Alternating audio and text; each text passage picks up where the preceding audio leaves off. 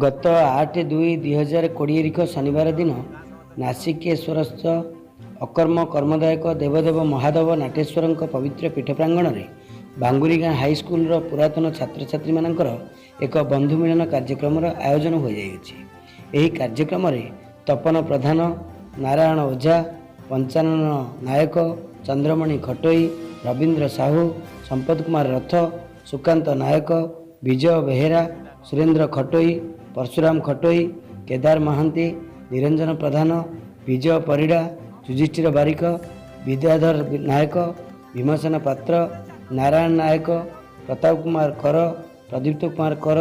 Rajendra Rath, Bichitrananda Samantaray, Shantilata Pradhan, Urmila Sahu, Snehalata Sahu, Suniti Shishu,